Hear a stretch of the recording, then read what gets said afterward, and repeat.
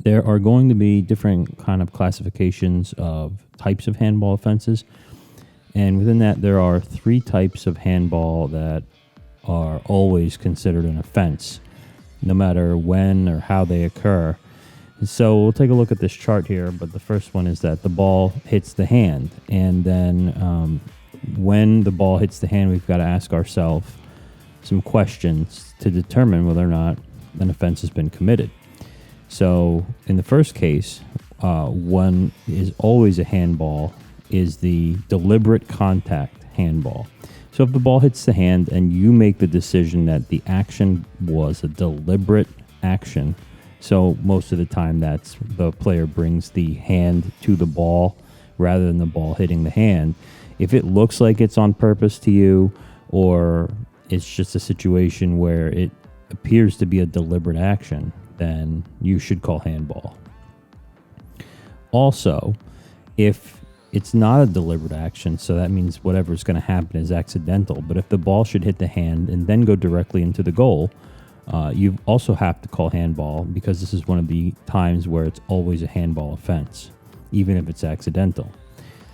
And then the third kind of handball that is always a handball is if the ball should hit the hand by accident, but then immediately creates a goal-scoring opportunity as a result of that.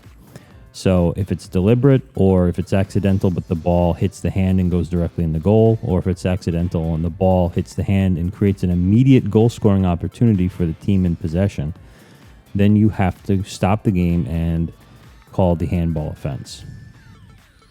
All right, so we take a look at the chart here, and we'll see that in each case we answer anytime we answer one of these 3 questions with a yes, then we're going to say, okay, we've got handball. There's the second group of handball offenses that are potentially handball, but not necessarily. And what we want to do is understand the difference. So we already know the 3 types of handball if we look at the flow chart that are always handball. The next thing we're going to look at and we're going to ask ourselves is, what if the player's making themselves unnaturally bigger? Or when we see the ball hit the hand, that's really the question we should be asking ourselves. Is the player making themselves unnaturally bigger? And if the answer to that is no, then we don't have handball, unless it's one of the 3 things we already discussed, right? So if it's no, the player's not making themselves unnaturally bigger, we're not going to be calling handball. But if the answer to that's yes, we don't necessarily have handball yet, because we have to ask ourselves another question.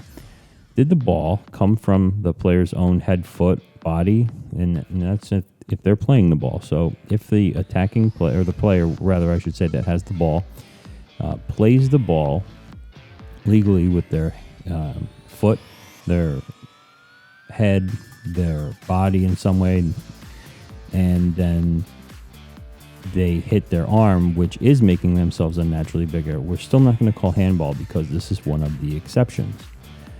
So we want to say if the ball should come in and hit the player as they're kicking it, and it comes up and bounces up and hits them in the arm, or if they're trying to head the ball and it bounces off their head and hits their arm, and it doesn't cause one of the first 3 things we talked about, then we are not going to have a handball.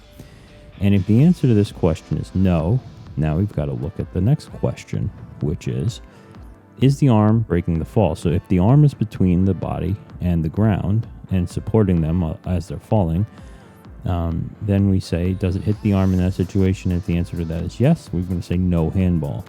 But if the answer is that it's not breaking the fall and the arm is not between the body and the ground, then we're going to end up with handball. So you notice the progression of thought here is that, is the player making themselves bigger, or unnaturally bigger with their arm? And if the answer to that is yes, we still have to know, was it kicked off their own arm by themselves, or did it hit the arm that was breaking the fall?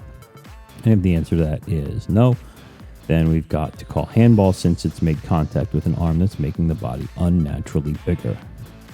So that's basically the flow chart, and this is kind of a simplistic way of looking at it, and I really want to credit Greg Irwin for coming up with this flow chart along with the help of Ray Tam, because this information is sort of goes nicely through the thought process that you want to consider. So again, you've got to look at the first 3 things if it's an always situation, and if it's not, then we're looking at the potential of the is it a handball or isn't it, based on the thought process that you have to go through. Okay, now let's take a look at some video examples. So in the first case, we're going to look at a play and watch what happens here. The ball is hit by the yellow teammate, and as it heads towards the defender, the player in yellow, number 8 here, raises his arm towards the ball and clearly handles it with a deliberate action.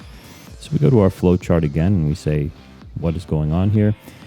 Was this a deliberate action? Since the answer to that is yes, we've got handball offense. So that is our first example. Let's take a look at example number 2. In this situation, here comes a play as the attacker crosses, and it comes in, and it appears to go off the attacker's head and onto their arm accidentally. And we would say, outside in the regular part of the field where the goal's not involved, we would have no handball because they've played it off their own arm. However, in this situation, it is a handball because it meets the criteria of our second question, which is, did the ball go directly in the goal from the hand? And the answer to that question is yes. And so in this case, we know that this is handball. I'm going to take a look at clip number 3 here.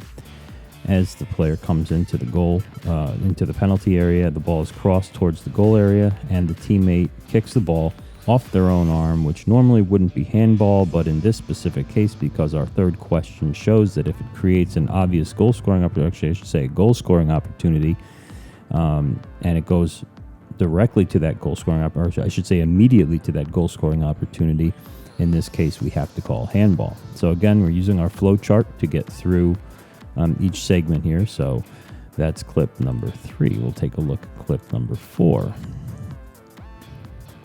As they come towards the penalty area, the ball will be crossed towards the penalty area here, and the teammate hits the ball. It comes up, hits off the hand, and it's clearly a situation where we look at our flow chart. Was it a deliberate action? Absolutely not. It was clearly at the side. It was accidental. But when the ball bounces down again from the arm, the attacker is in an immediate position to shoot and put a dangerous shot on goal. So that would be a goal-scoring opportunity.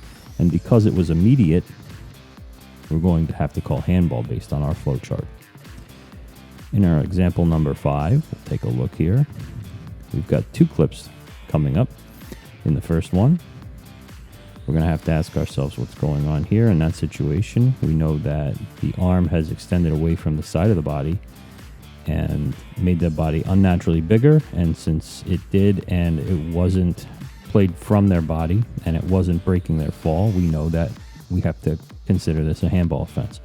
In the second part of the clip, we're going to take a look here, and you could argue that this is a deliberate action as the arm is going toward the ball. But even if it wasn't, you would ask yourself, was the player making their body unnaturally bigger? The answer to that question is yes.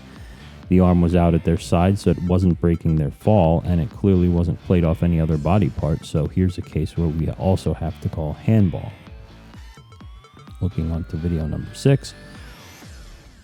We're going to take a look here. Is a controversial one where the yellow player who's defending in this play kicks the ball, and then it goes off their arm, which is above their head, while they're standing in their own penalty area.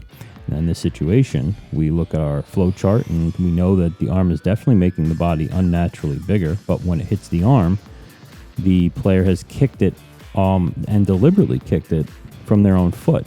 And so therefore, we know that's one of our exceptions, and now we're saying this is not handball.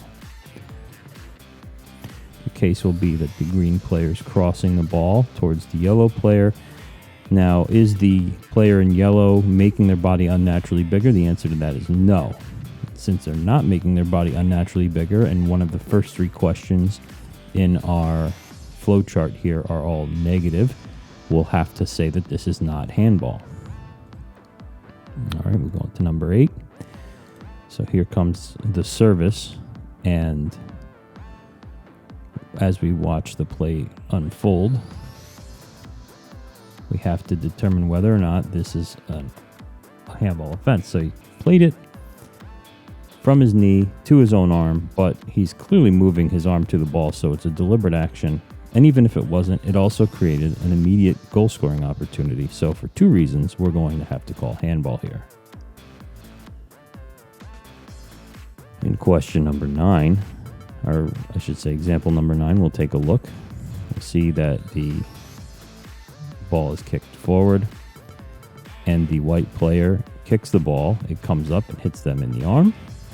And so we could maybe say that that's not handball, except for what we know our second, or rather I should say our third question on the flow chart shows that when the ball hits the arm from the hand, even if it's accidental and creates an immediate goal scoring opportunity, as we see here, we know we have to call handball. 10th example, it accidentally hits the red player in the hand and creates what appears to be an immediate goal scoring opportunity, because they're in on the open goal, and therefore we know that if we look at our flow chart, this is question number 3, and so we've got to call a handball. Now we take a look at example number 11. Here comes the service, and it has some potential things to consider here, but the main thing is it hits the hand, whether or not you think it was an accident or not. It hits the arm of the attacker and puts them into a goal scoring situation immediately, and therefore we have to look at our third question on the flow chart and realize that this is a handball. Example number 12, let's take a look. We're going to see the corner come across, and now we'll look at the replay here, but you see where it hits the hand on replay, and then the question is whether or not they have an immediate goal scoring opportunity out of this. And since the teammate comes around and has an easy shot right away, we have to say that this would create an immediate goal scoring opportunity, and therefore it is a handball, even though it's an accidental handball. And now let's take a look at example 13. Ball comes up, comes down, hits someone's arm. Whose arm does it hit? We'll find out on the replay. But the referee gets in there and makes a signal to call it. So the ball comes across. It looks like it hits number 8, white, in the hand as he's falling to the ground. Clearly an accident, but it goes to a teammate who is ready and right there to shoot in the open goal. So it is an unfortunate handball for them, but nonetheless, the laws of the game now state that it is a goal scoring opportunity accidentally from the hand, and therefore it is going to be handball offense. And let's take a look at example 14, just 2 to go. And so the ball is coming forward, it's kicked forward, it comes off the knee, it hits the arm, and now the counterattack is on. Question will be whether or not this is considered to be an immediate goal scoring opportunity. In this case, it's an accidental handball and the arm is close to the side, but they have to travel a considerable distance. They don't have an immediate shot, and it doesn't go to a player in a dangerous scoring position. Given the amount of time it takes for that to develop, we'll say that is not an immediate goal scoring opportunity. And since it's not, and none of the other questions lead us to conclude that there's a handball offense, we will then say this is not handball.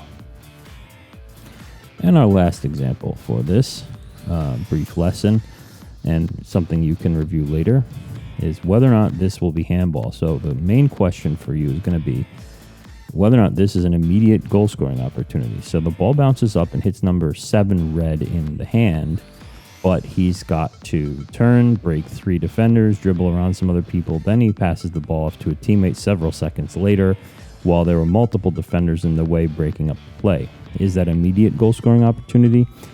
The determination would be that it is not, and since the arm was close to the side and the contact appeared to be accidental, we're going to rule that that is not handball.